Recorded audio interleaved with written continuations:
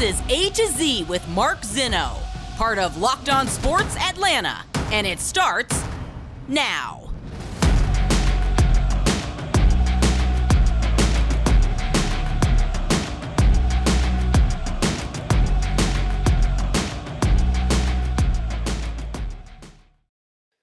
Good afternoon. Welcome to A to Z here on Locked On Sports Atlanta, where today I ask what's in store for the future. Welcome in. We are live here on this Tuesday. Appreciate you guys joining me here on A to Z. Make sure you guys give us a follow on Twitter at Locked On ATL. I'm at Mark Zinno, MarkZinno. Don't forget Locked On Atlanta now on Roku TV. However you get Roku TV, download that app on your Amazon Fire Stick. Check out all the programs on Locked On Sports Atlanta right on Roku as well. Subscribe, like the YouTube channel, and all that stuff is free on YouTube as well. So we got a lot to do today. The Hawks season is on the brink of starting here tomorrow on Wednesday. They make a move last night, a little bit curious. Braves offseason now officially underway, and there are some questions to be answered. We'll get to that. But I wanted to start with the Atlanta Falcons because, you know, I was having a conversation with my colleague from ESPN.com, Mike Rothstein, yesterday before the Arthur Smith presser, and a thought got churning in my mind because I'll say this much too, and Arthur Smith brought this up yesterday at the press conference. Part of the reason why the Falcons are 3-3 is because they are so good at situational football. And situational football is determined by coaching as much as it is by the players, right? If you're going to be a good team situationally, obviously you practice it. Obviously you work towards it. And the Falcons are really, really good at it. And Arthur Smith brought that up yesterday, that situational football to them was more important than any stat. It was more important than any number or anything like that. Because at the end of the day, your defense could give up a decent amount of yards, get off the field in third down in a crucial situation late in the game. You got a much better chance to win it. Like, that's what it all boils down to. Convert a big third down on a drive that's going to get you a chance to go take the lead. That stuff changes the outcome of the game. And that's more important than necessarily completion percentage or quarterback rating or anything else. So this is a really good situational football team. Part of the reason they're good situationally, at least on offense, is because of Marcus Mariota.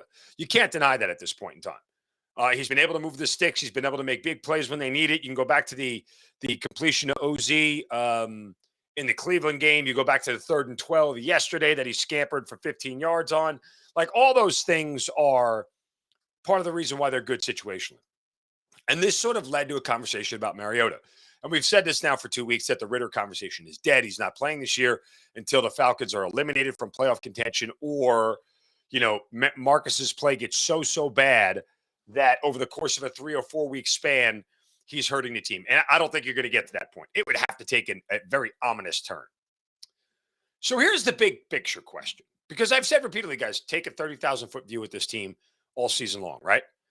Well, you know, think of it this way. Let's say now at 3-3, because we started to use the P word yesterday, playoffs, right? Like, we started to use that word because it's there. You're a third of the way through the season.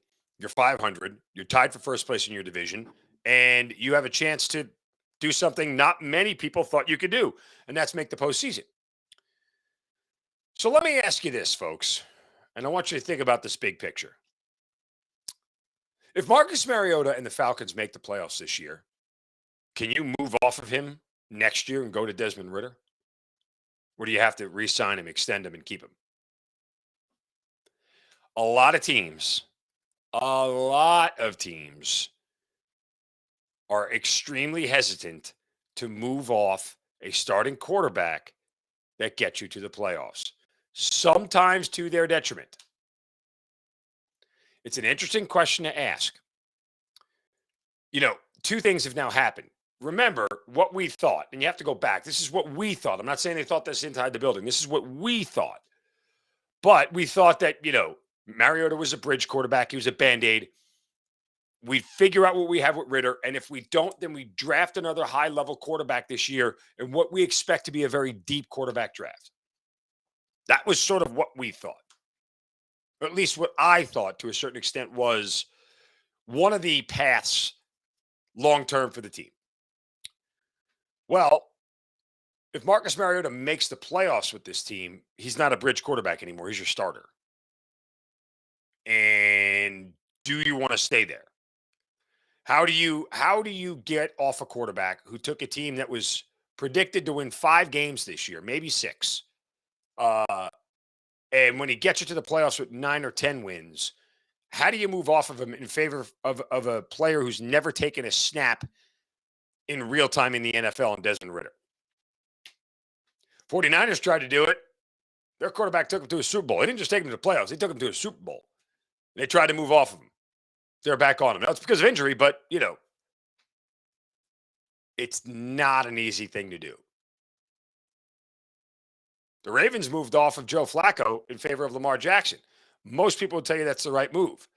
If we're grading this thing based off of playoff wins and Super Bowls and everything else, Flacco's got a Super Bowl. Lamar Jackson still doesn't. And they're still wondering if they should pay him long term. It's really hard to move off successful quarterbacks in this league. Just is. Eagles did it. Dumped Carson Wentz in favor of Nick Foles. How'd that go? Didn't. Now, Carson Wentz didn't any better, but that's not the point. So, there is a certain amount of risk involved in this whole thing for the Falcons and how they play it going forward. I guess you could argue it's a good problem to have, but this is a dilemma that now is going to develop over time. Marcus Mariota has created a problem that you could argue is a good problem, but it also muddies the waters a little bit. I mean, even in the best case scenario, like if you look at things objectively, right? And you try to forecast out the next 2 to 3 years. I mean, Marcus Mariota's only 28. Is he your quarterback for the next 4 or 5 years? I don't know. Are there better quarterbacks out there than Marcus Mariota? Yes. Lots of them. But that doesn't mean that you can't win. Look, Marcus had a good start in Tennessee. He had a good run in Tennessee. And that to me is where this team can sort of follow that script, is take the 2 or 3 years you get out of him and then move off of them. But again, how in the world do you do this successfully? It's a very, very risky move. It's why teams are so hesitant to move off their quarterback that they have, because the option of the next guy falling flat or not being as good or not working out or getting injured is much scarier than keeping the guy that you have. This is a problem that the Falcons will have to monitor. And I keep saying problem. I don't want it to be in a negative sense. This is a situation. We got a situation. We got a situation. This is a situation that is going to continue to develop across the board. Could Desmond Ridder end up being trade bait? Could he end up not really ever playing? Could he end up not taking snaps till he's in the second last year of his contract, which would be year 3, because they keep Mariota again for next year? Who knows? It's a very, very interesting sort of thing to discuss. And it's one of those things that certainly makes the Falcons a little bit of an enigma. And remember, both of these quarterbacks are really cheap, right? So it's that's the saving grace of all this for the Falcons. Mariota's under contract and he's cheap. Ridder is under contract and he's cheap. And what does that mean when you have cheap quarterback talent? You get to spend elsewhere. Hello, offseason. Hello, a lot of salary cap space. Hello. Could be a very interesting offseason for the Falcons. Cart in front of the horse, definitively. Right? Solving problems that aren't there yet, definitively. Yes. Just something I want to put in the back of your mind to say, hey, how is this going to unfold over the course of the next couple of weeks and months? All right, let's get to the Atlanta Hawks here. First, a word from our friends at betonline.net. Fastest and easiest way to check in on all your betting needs. Find your favorite sports and events at the #1 online source for odds, lines, and games. Guys, we got ball games tonight. Game 5 between the Yankees and Indians actually starts this afternoon. You get Cleveland, that is the underdog here on the run line. Yankees are the favorite. There are a couple of K props out there if you're into that sort of thing. BetOnline has all the information on all that because you get news and reviews of every single league, Major League Baseball playoffs. You had a Monday Night Football game last night that you got great information on, as well as college football coming up this weekend. Big matchups in the SEC as always. NBA, again, starting this week. NHL, combat sports, esports, even golf. It's all right there. BetOnline continues to be the top online resource for sports wagering information.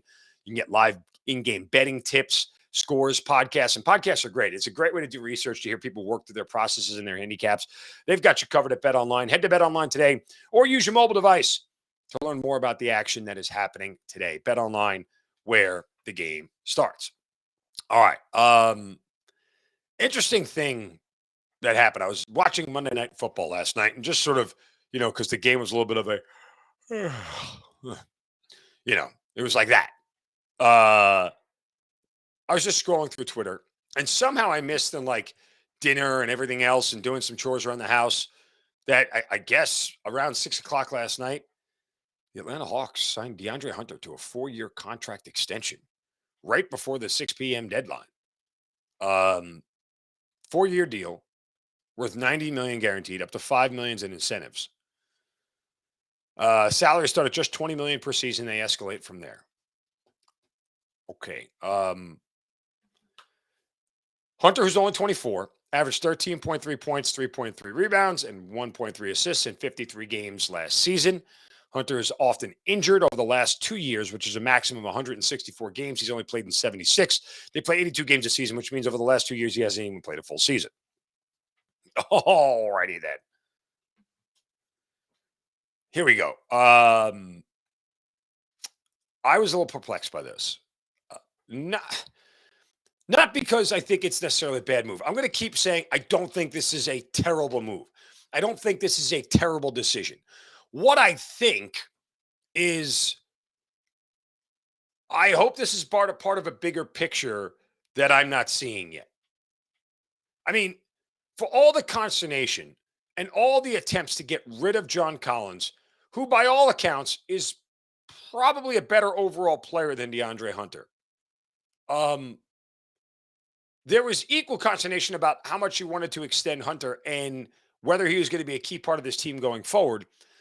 And yes, GMs and teams in general have this thing where they are afraid to move off a high-level draft pick because they don't want, one, they don't want to admit that they were wrong. Two, they don't want to waste the investment of a high-level pick and then figuring out if we miss on this guy, we invested so much draft capital into him and money and everything else to let him go for next to nothing or let him walk at free agency. It's like a real kick in the pants. One of the theories I suppose about this is that maybe, believe it or not, this makes DeAndre Hunter more tradable at some point this year. You have him under salary control. The team that gets him would trade him, has him under control for the next 4 years. It's a moderate salary, comparatively speaking, to things in the NBA. I know it seems like a lot. And I know DeAndre Hunter making $25 million a year, making $100 million seems like a little bit crazy. But in reality, the way NBA salaries are structured at this point in time, Kevin Durant's making 40. Right? Some of these guys out there making 35, 40. So DeAndre Hunter, let's just use baseball terms, guys. All right? Aaron Judge is about to make $38 million a year in free agency next year. The Braves got Austin Riley for 21. It's a really low price. So comparatively speaking to the peers. Now, you could argue that DeAndre Hunter isn't anywhere near close to Kevin Durant. You're right. But that's not the point. The point is that middle-of-the-road players are in that high teens, low 20s salary range. It's fair to say DeAndre Hunter is a middle-of-the-road player offensively. Defensively, he's very good. You don't pay that much for defense, but still, this is where we are. So I go back to maybe he is more tradable because the team doesn't have to worry about giving away draft capital and not re-signing him. So they got him under contract. It's, again, a manageable contract. It's not a very long contract that if they wanted to get out of in 2 years, they could easily do. So maybe that salary control, maybe that salary stability of DeAndre Hunter makes him a little bit more tradable this season. That's the one theory I can suppose. But for a team that was so intent on, an organization that looked like it was so intent on flipping things over and turning things over and making some major moves to get this team to be a top 4 team in the East, I kind of just scratch my head a little bit about this one, especially because you're looking at a player who is so often injured and has missed so much time to commit to giving this player a significant amount of money seems a little bit like it's let's just conservatively call it an aggressive move. Excuse me.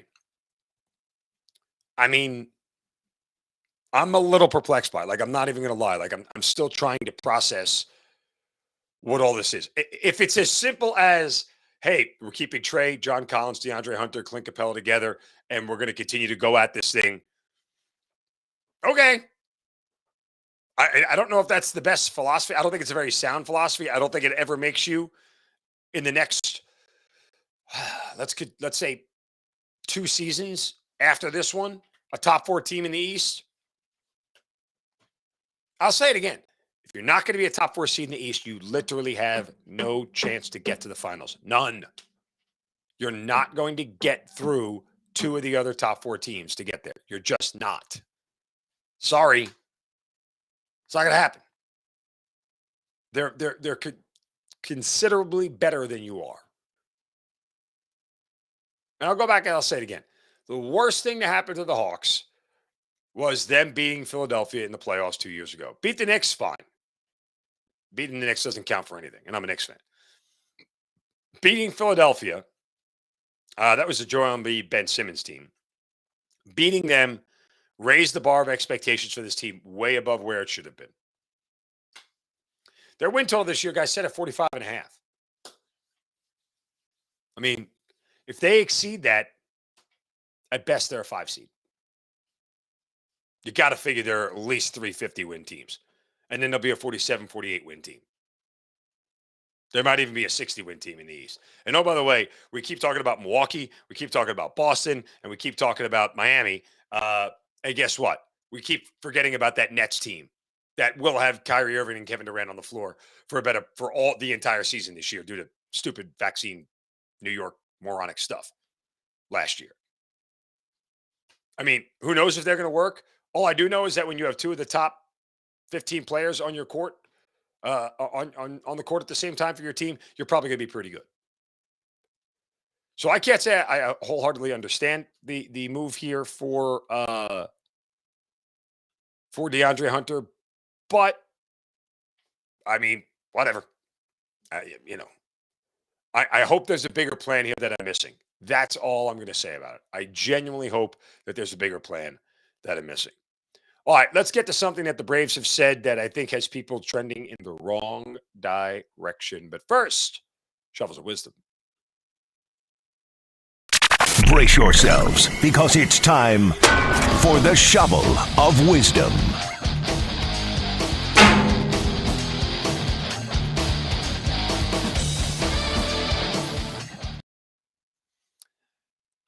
You know how we do it every day. We have to set somebody straight, hit them right upside the head with a shovel of wisdom.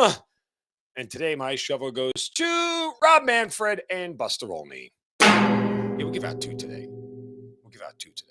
Rob Manfred gets it, obviously, for making fans wait out in the rain last night for 3 hours before he decided to, cancel the game or postpone the game 5 of the ALDS until today. So, yeah, let's not do that. That was stupid. You should have known ahead of time with the forecast. You guys, we have really advanced technology when it comes to weather and radar and everything else. And so, yeah, I don't get the decision. It was just stupid. You could have canceled the game, at 6 o'clock and said, yeah, we're not going to get this thing in. Let's just move on. But nonetheless, and Buster only gets one because he made a tweet yesterday, and I've heard people bitching about this, nonstop because of the way the Major League Baseball playoffs have come out. Buster Olney said, a way to greatly reduce the complaining about the postseason format. Let the respective number one seeds design their path, allow them to choose a bye or not, and all would take the bye, and then pick the two other playoff teams to be on their side of the bracket. That would be fun. I got a better idea, Buster, and hear me out here for a moment. Just hear me out. If you just play better like you did over 162 games, guess what? You'll move on. Why do we have to come up with these? Nobody thought the wild card Padres and the wild card Phillies would be in the NLCS. I get that, but live with it, man. Live with it. Is it going to be great ratings if it's the Guardians and the Padres? No, it's not. Am I going to watch? No, I'm not. Why? Because I don't care. That said, live with it, man. It can't always be Yankees, Dodgers. Sorry. Just is what it is. Stop with the stupid ideas. Before we get to the Braves, I want to tell you about Puff's Built Bar Cookie Dough Chunk. Why? Guys, it's delicious. You know, when you want a snack, right, and you want to get something sweet, because I have a huge sweet tooth, you know, and I don't want to overload myself with stuff that isn't healthy, Puff's Built Bar Cookie Dough Chunk Bars are the perfect snack. Why? Covered in real milk chocolate, only 116 calories, 15 whopping grams of protein. I mean, it is the perfect snack to have when it's late at night, and you don't want to stuff yourself, or in between meals as you're trying to just float yourself over, give you a little energy kick. You know, you're dragging in the middle of the day. You get one of these Puffs bars. They are amazing. Real chunks of cookie dough, and they have such a light, chewy texture. Delicious, healthy for you. I mean, these are the perfect snack, guys. Go to built.com, get yourself a box, stuff them in your drawer at your office, right? Hide them away in the pantry somewhere. Heck, put them in your closet. Keep them away from the kids because they're going to love them too. The entire family is going to love Built Bar Puffs Cookie Dough Chunk. Go to built.com right now. Use the promo code LOCKEDON15 to get 15% off your first order. Again, use the promo code LOCKEDON15 to get 15% off your first order. All right, to the Braves, because I found this interesting. Terry McGurk and company, and Alex Anthopoulos and Brian Snicker met with the media via Zoom, and they said something that I thought was very interesting, and I think it's got Braves fans leaning in the wrong direction about one thing. Terry McGurk, again, who's the Braves president, talked about being in the top 5 in payroll, right? McGurk said, quote, "My goal now is to get to be a top 5 payroll team." And automatically, everybody is sitting there thinking, oh, well, if we're going to do that, we must be re-signing Dansby Swasnon. Folks, you got to start thinking straight here. If I hear top 5 payroll team, I don't hear Dansby Swasnon. You know what I hear? Jacob deGrom. That's what I hear. I hear a rotation of deGrom, Fried, Strider, Wright, and Charlie Morton. That's what I hear. And I would challenge any team in baseball to find a better starting 5. That is ace level stuff. And then Wright and Morton.